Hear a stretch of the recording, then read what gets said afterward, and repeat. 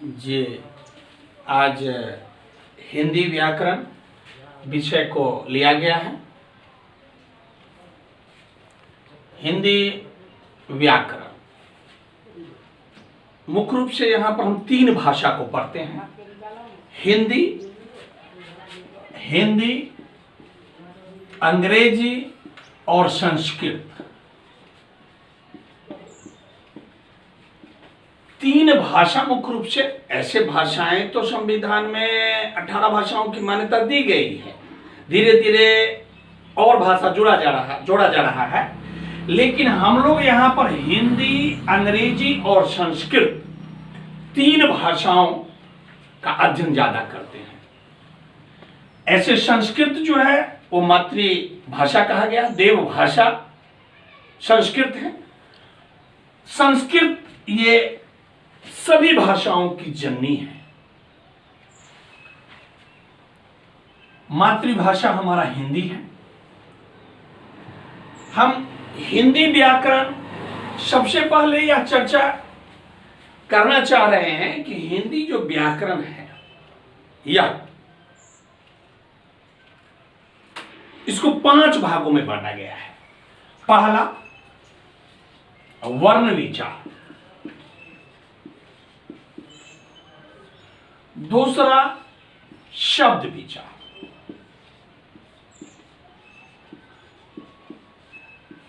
तीसरा वाक्य विचार,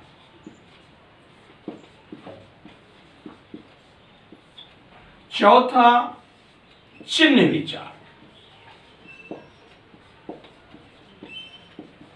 और पांचवा छंद विचार।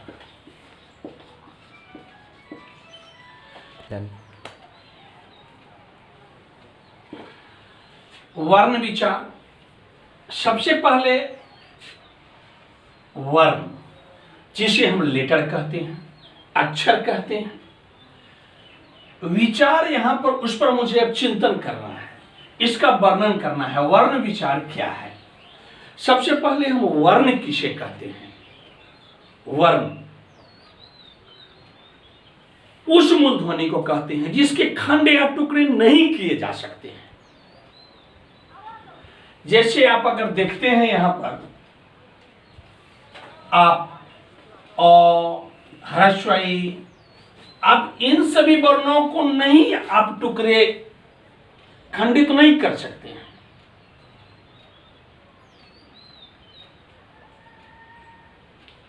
ऐसे यह वर्ण विचार की चर्चा विस्तृत से हम इसमें लिख लेते हैं क्या तो हम सभी वर्ण पर चर्चा कर रहे हैं। इसी क्रम में आगे आता है वर्णमाला। वर्णमाला, वर्णों के समूह को हम वर्णमाला कहते हैं। वर्णों का समूह, समूह मीन्स गुच्छा।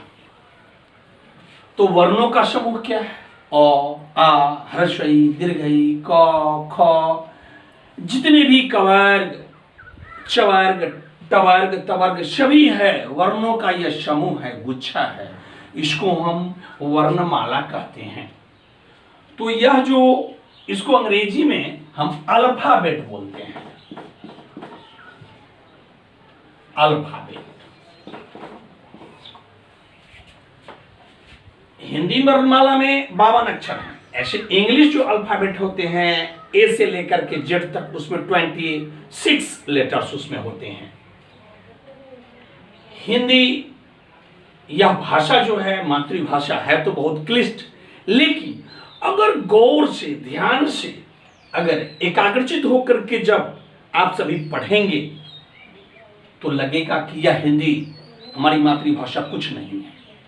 शब्द तो इसमें बहुत सारे क्लिष्ट हैं, लेकिन उसके क्लिष्ट नहीं क्या है। वर्णमाला, वर्णमाला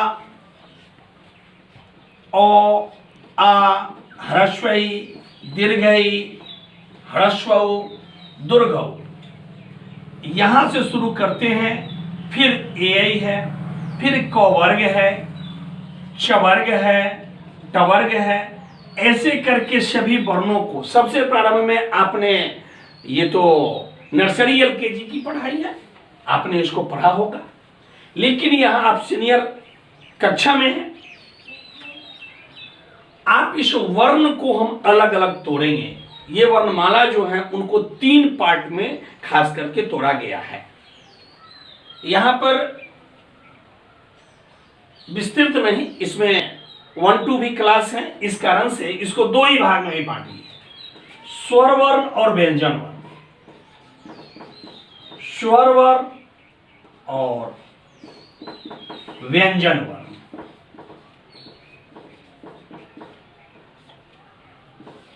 स्वर अ, आ, ह्रस्वई, दीर्घई, ह्रस्व, दुर्घ, री, ह्रस्वरी और दीर्घरी, लेकिन दीर्घरी की चर्चा संस्कृत व्याकरण में ज्यादा है।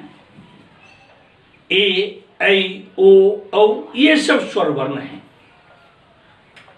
फिर व्यंजन वर्ण क, ख, ग, घ।